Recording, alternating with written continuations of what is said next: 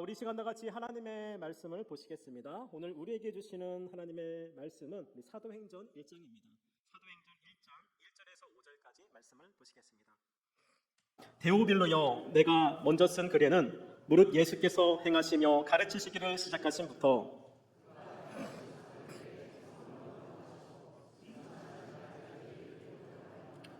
그가 고난받으신 후에 또한 그들에게 확실한 많은 증거로 친히 살아계심을 나타내사 40일 동안 그들에게 보이시며 하나님 나라의 일을 말씀하시니라.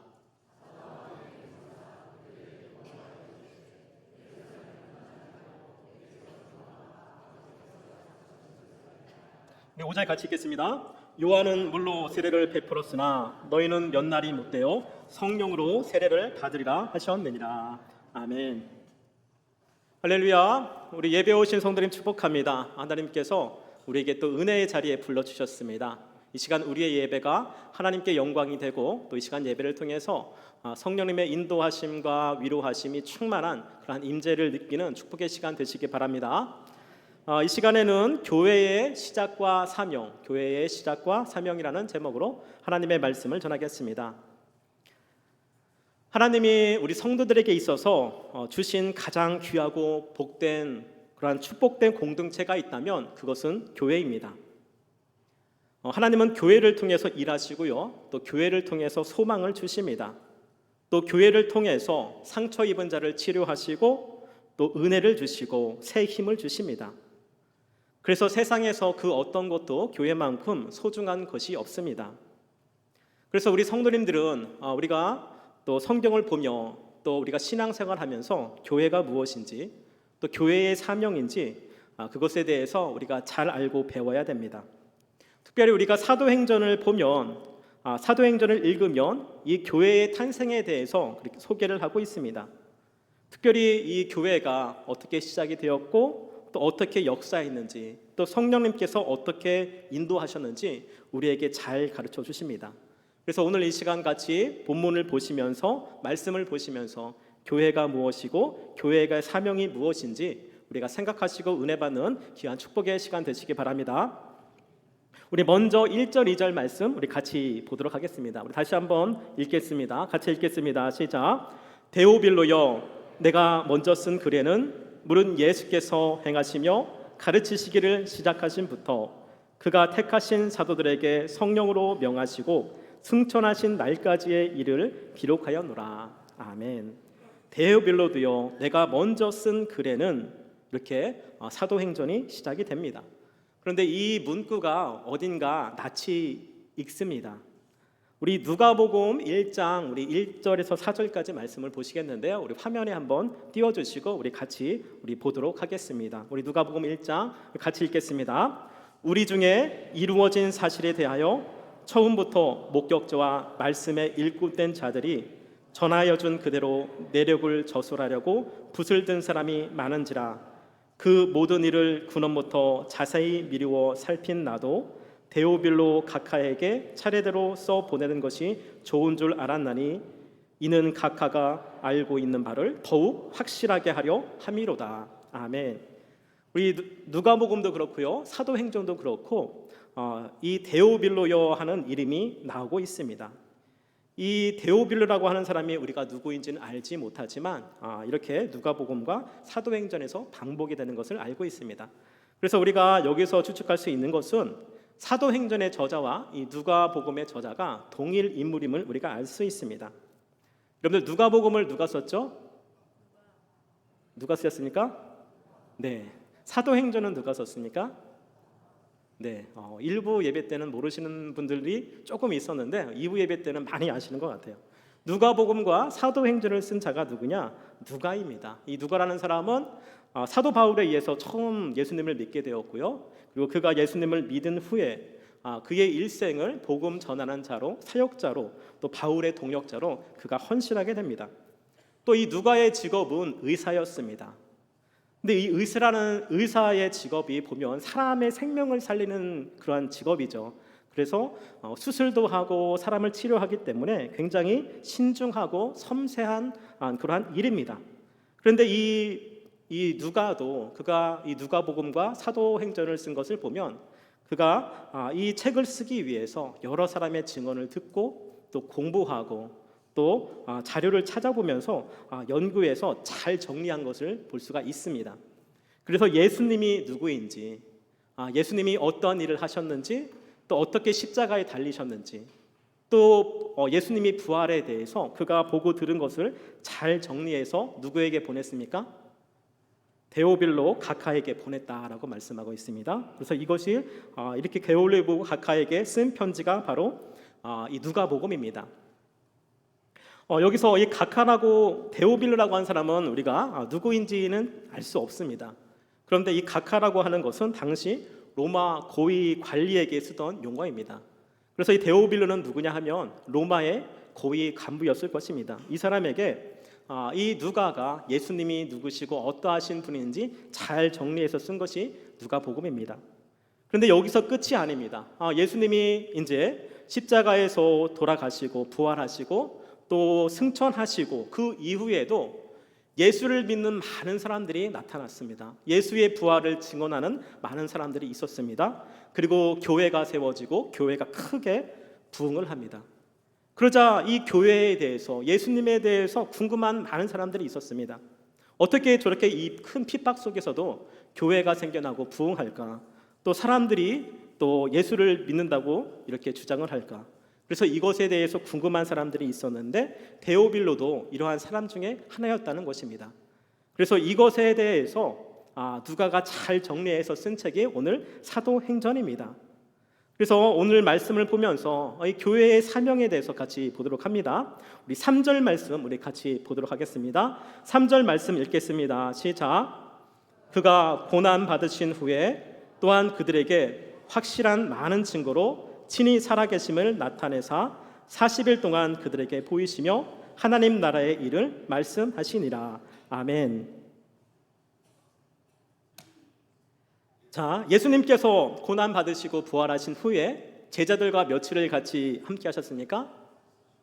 네, 40일을 예수님이 제자들과 함께 하셨습니다. 그리고 예수님이 제자들에게 많이 강조하고 그 기간 동안 하신 말씀이 무슨 말씀입니까? 하나님 나라, 하나님 나라에 대해서 많이 강조하시고 이야기를 하셨다는 것입니다. 그래서 우리가 얘기할 때 교회의 사명이 무엇이냐? 그것은 하나님의 나라를 선포하는 것입니다. 하나님의 나라를 전하는 것입니다.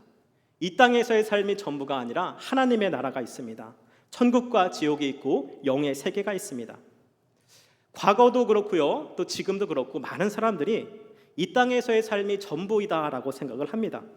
그래서 내가 이 땅에서 내가 잘 살기 위해서 남들을 속이고 또 거짓말도 하고 사기도 치고 무슨 수를 써서라도 밟아 올라가려고 하는 것이 우리가 사는 세상입니다. 하지만 성경은 우리에게 분명히 말하기를 하나님의 나라가 있다는 것입니다. 세상의 끝이 있고 종말이 있고 하나님의 심판이 있습니다. 우리 시편 90편에 보면 이렇게 말합니다. 우리의 연수가 70이요 강건하면 80이라도 그 연수의 자랑은 수고와 슬픔뿐이요 신속히 가니 우리가 날아가리이다. 여러분들, 우리가 사는 세월이 빠르죠? 시간이 빠릅니까? 느립니까?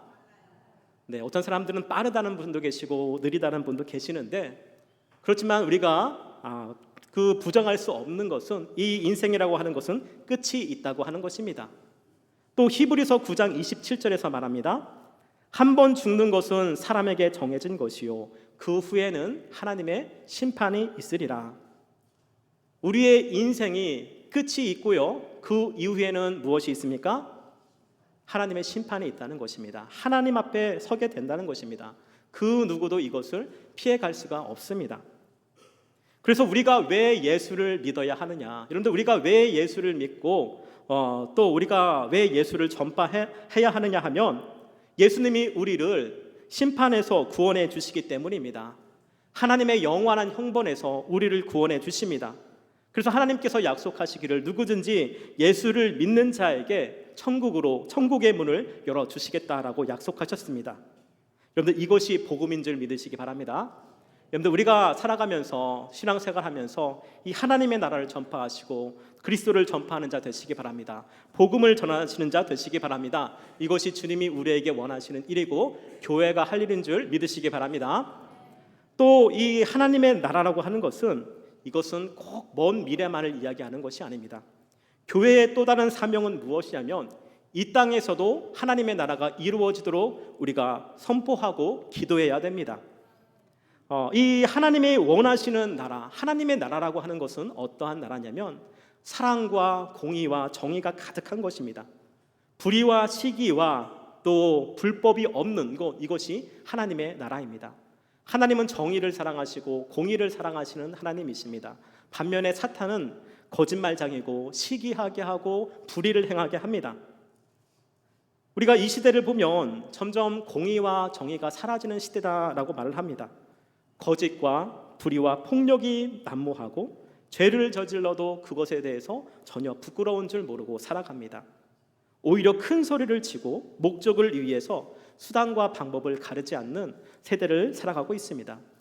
이러한 세상에서 교회의 역할은 무엇이냐면 공의와 정의를 선포하는 것입니다. 혹시 우리 예배하는 성도님들 중에서 우리가 한 주간 살아가시면서 내가 하나님의 백성으로서 내가 살지 못한 것들이 있다면, 양심에 어긋나는 것들이 있다면 이 시간 돌아보시고 회개하시기 바랍니다.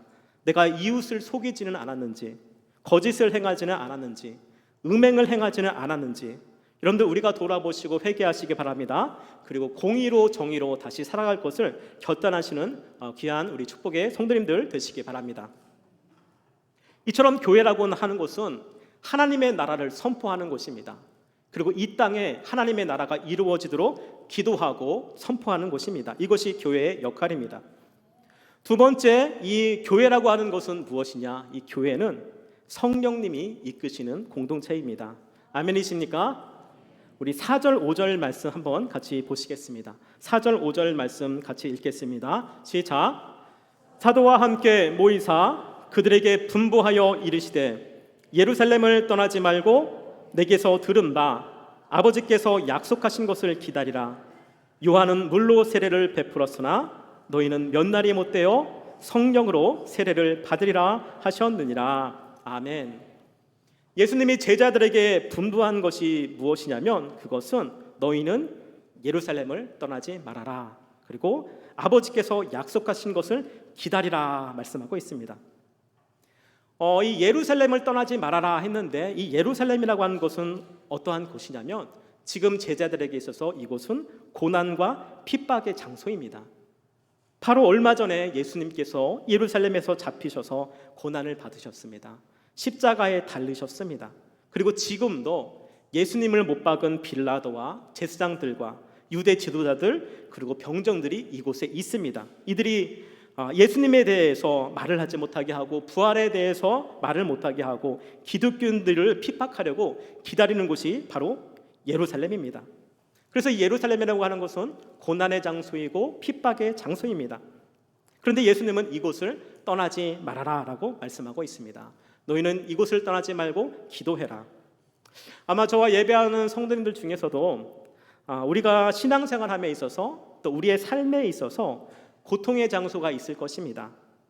나를 고통스럽게 하고 또 고난이 오고 그래서 내가 도망치고 싶고 피하고 싶은 곳이 있을 것입니다. 우리가 이러한 순간을 맞이하게 되면 우리는 쉽게 판단을 합니다. 그리고 그것을 피하고 도망하게 됩니다. 그런데 오늘 우리 말씀을 통해서 우리가 결단할 것은 무엇이냐면 먼저 우리가 기도하시기 바랍니다. 나의 생각, 나의 행동으로 판단하기 전에 먼저 하나님께 무릎 꿇고 성령의 음성을 듣는 자 되시기 바랍니다. 그리고 그 음성에 순종하는 축복이 있으시기 바랍니다. 그러할 때 우리가 알지 못하는 하나님의 역사가 일어나게 될 줄 믿습니다. 그래서 저와 예배하는 성도님들 먼저 성령의 음성에 귀 기울이시고 그 음성에 순종함으로 말미암아 하나님의 놀라운 역사를 경험하시는 우리 예배하는 모든 성도님들 되시기 바랍니다. 자, 마지막으로 이 교회의 사명이라고 하는 것은 무엇이냐? 그것은 복음을 전하는 곳입니다. 우리 6절 7절 말씀 같이 보시겠습니다. 우리 같이 읽겠습니다. 시작. 그들이 모였을 때에 예수께서 여쭈어 이르되 주께서 이스라엘 나라를 회복하심이 이때이니까 하니 이르시되 때와 시기는 아버지께서 자기의 권한에 두셨으니 너희가 알 바 아니요. 8절 같이 읽습니다. 오직 성령이 너희에게 임하시면 너희가 권능을 받고 예루살렘과 온 유대와 사마리아와 땅끝까지 이르러 내 증인이 되리라 하시니라. 아멘. 예수님께서 제자들에게 말씀하셨습니다. 너희는 예루살렘을 떠나지 말고 아버지께서 약속하신 성령을 기다리라, 기도하라 라고 말씀하십니다. 그러자 이 제자들이 말씀합니다. 예수님, 혹시 이스라엘을 회복할 날이 이때입니까? 이렇게 묻는 것입니다. 그러니까 서로 예수님의 대화와 제자들의 대화가 서로 포인트가 맞지 않는 것을 볼 수 있습니다. 핀트가 다른 것을 볼 수가 있습니다. 우리가 이 제자들의 반응을 이해하기 위해서는 당시 이스라엘의 그 상황을 우리가 봐야 됩니다. 당시 이스라엘은 어떠한 상황이냐면 로마의 지배를 받고 있는 상황입니다. 로마가 이스라엘을 지배합니다. 나라를 잃었습니다. 또 이 로마 이전에는 이스라엘이 이 그리스의 지배를 받았습니다. 그 이전에는 우리 이스라엘이 누구의 지배를 받았습니까? 바벨론에 의해서 통치를 당했습니다. 그리고 그 이전에는 아수르에 의해서 통치를 당했습니다. 이처럼 이스라엘이라고 하는 나라는 수백 년, 수천 년을 나라를 잃은 자입니다. 우리나라도 그 일제시대에 나라를 잃었을 때 얼마나 많은 고난과 수탈을 당했습니까? 많은 사람들이 군인으로 또 징병으로 끌려가고 정신대로 끌려가고 강제 노동에 자원을 빼앗기고 또 문화재를 강탈당했습니다. 이 이스라엘도 이 적들에 의해서 예루살렘이 무너지고 성전이 파괴되고 많은 기물들이 약탈되었습니다. 그래서 당시 이스라엘 백성들의 소원은 무엇이냐면 그들의 첫 번째 소원은 무엇이겠습니까? 독립입니다. 그래서 이 로마로부터 독립이 되어서 그들을 구원할 메시아를 기다리는 것입니다.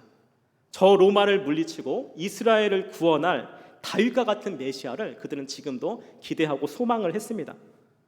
그런데 이 제자들이 예수님과 함께 사역을 하고 예수님의 부활을 그들이 목격하니까 그들이 이 예수님이 바로 이 성경의 메시아임을 그들이 확신하게 되었습니다.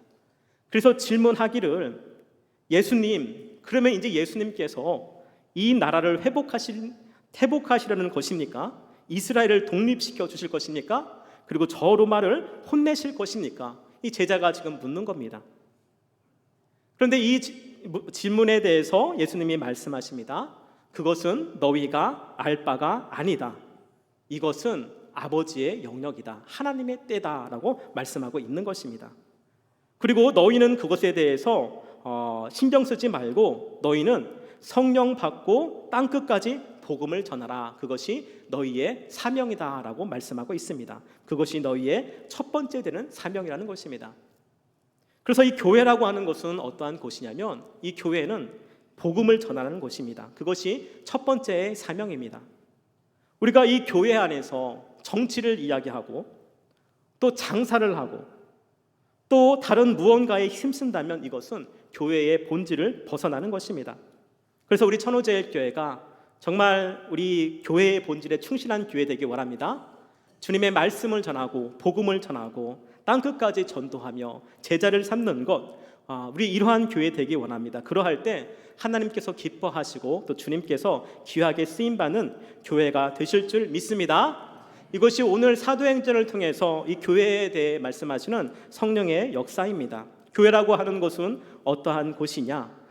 그것은 교회는 하나님의 나라를 전파하는 곳입니다. 그리고 성령님께서 역사하는 곳입니다. 그리고 복음을 전하는 곳입니다. 이것이 교회의 사명이고 본질이라는 것입니다. 우리가 이것을 잘 기억하며 또 우리 교회가 이것에 힘쓰므로 말미암아 하나님께 영광이 되는 그러한 축복의 교회 되기 원합니다. 또 우리가 이 사도행전을 보면서 오늘 말씀을 보면서 주님께서 특별히 요구하시고 강조하는 것이 있는데 그것이 무엇이냐면 너희가 성령을 받으라는 것입니다. 우리 5절 말씀 다시 한번 보실까요? 우리 5절 말씀 읽겠습니다. 시작. 요한은 물로 세례를 베풀었으나 너희는 몇 날이 못되어 성령으로 세례를 받으리라 하셨느니라. 아멘. 주님께서 약속하시고 강조하신 것이 무엇이냐면 성령을 받으라, 약속하신 것을 기다리라, 성령 세례를 받으라는 것입니다. 이 성령 세례라고 하는 것은 무엇이냐면 성령 충만을 의미합니다. 그래서 이 성령 충만을 위해서 기도하시는 우리 성도님들 되시기 바랍니다. 예수님께서 왜 이렇게 성령 받으라라고 말씀하셨냐면 우리가 이 사도행전을 보면 성령이 임할 때 어떠한 일이 일어났느냐? 먼저 능력이 임했습니다. 두려움이 사라졌습니다. 그래서 이 베드로가 하나님의 말씀을 선포할 때 어떠한 역사가 일어났습니까? 5천 명이나 되는 사람들이 주께로 돌아오고 회개하고 예수를 믿게 되었습니다. 또 그들이 담대해졌습니다. 전에는 이 제사장과 로마와 또 여러 사람들의 눈치를 봤는데 그들이 제사장들 앞에서 담대하게 말합니다. 내가 사람을 기쁘게 하랴 하나님을 기쁘게 하랴 담대하게 외쳤다는 것입니다. 이 제자들의 태도가 달라졌습니다. 저와 우리 예배하는 성도님들도 그러니까 성령 충만함으로 말미암아 담대히 복음을 전하시고 우리 삶 가운데 능력이 나타나길 원합니다. 또 이 성령님의 역할이 무엇이냐? 그것은 주님의 일을 기억하게 합니다. 우리 요한복음 14장 26절 말씀 우리 화면에 한번 같이 띄워주시기 바랍니다. 우리 14장 26절 말씀 우리 같이 읽겠습니다. 시작. 보혜사 곧 아버지께서 내 이름으로 보내실 성령 그가 너희에게 모든 것을 가르치시고 내가 너희에게 말한 모든 것을 생각나게 하리라. 아멘. 비록 주님은 떠나시고 우리와 함께 하지 않으십니다. 우리가 지금은 예수님과 함께 하지 않습니다. 그래서 예수님을 볼 수도 없고 만질 수도 없습니다. 그런데 성령님이 계심으로 우리가 주님의 임재를 경험하게 될 줄 믿습니다. 주님의 말씀이 생각나고 기억나게 하신다라고 말합니다. 그래서 비록 육신적으로는 예수님께서 우리와 함께 하시지 않지만 성령님이 함께 하심으로 말미암아 주님의 임재를 경험할 수 있습니다. 그리고 주님의 말씀이 실제가 될 줄 믿습니다. 이것이 성령의 역사입니다. 오늘 저희가 특별히 오늘은 성찬 주일로 이렇게 저희들이 지킵니다. 이 성찬이라고 하는 것은 무엇이냐면 주님의 임재를 경험하는 시간입니다. 예수님이 말씀하셨죠. 제자들에게 마지막 만찬을 하시면서 이것은 내 피요 이것은 내 살이라 너희들은 이것을 먹고 나를 기념하라 말씀하셨습니다. 그래서 교회가 이 말씀을 붙들고 수천 년간 이 성찬을 지켰습니다. 근데 중세 시대에 어떠한 일이 있었냐면 어떤 사람들은 우리가 이 포도주와 떡을 먹으면 실제 우리 몸 안에서 이것이 주님의 피와 몸이 된다라고 믿는 사람들이 있었습니다. 화학적으로 이것이 정말 실제 주님의 몸과 살과 피가 된다고 주장하는 사람이 있습니다. 이것이 당시의 화채설입니다. 화채설을 주장을 했습니다. 그런데 우리가 이러한 해석은 사실 바람직하지는 않습니다. 문제가 있습니다. 그래서 정통 기독교는 이 화채설을 부인합니다. 그리고 저희 감리교도 이것에 대해서 부인하고 대신 성만찬이라고 하는 것은 무엇이냐면 은혜의 수단이요 통로다라고 말합니다. 우리가 주님의 인재를 경험하고 부활과 십자가의 고난을 경험하는 은혜의 수단이다라고 말합니다. 그래서 우리가 성찬을 하고 또 떡과 포도주를 먹을 때 성령님께서 함께 하시고 우리가 주님의 은혜에 동참하게 된다는 것입니다. 성령님이 함께 하실 때 우리가 이 떡과 포도주가 비록 사람이 주는 사람으로 만든 것이지만 이 주님의 피와 살과 피로서 우리가 경험하게 될 줄 믿습니다. 또 주님의 고난과 부활의 은혜를 경험하게 될 줄 믿습니다. 이처럼 성령님이 우리와 함께 하실 때 말씀이 실제가 됩니다. 이것이 성령의 역사입니다. 그러므로 저와 우리 예배하는 성도님들 성령 충만한 자 되시기 바랍니다. 성령 받음으로써 우리의 삶 가운데 능력이 있고 또 주님의 참 제자가 되고 또 이 시간 정말 이 성찬할 때도 주님의 말씀이 실제가 되는 그러한 놀라운 역사가 이루어지길 원합니다. 우리 시간 성찬을 할 텐데 우리 기도하고 성찬을 할 텐데 여러분들 성령님 오셔서 내가 이 떡과 포도주를 받을 때 하나님의 그러한 놀라운 임재를 경험하게 하여 주시옵소서 기도하시고 간구하시기 바랍니다. 우리 잠깐 기도하시겠습니다.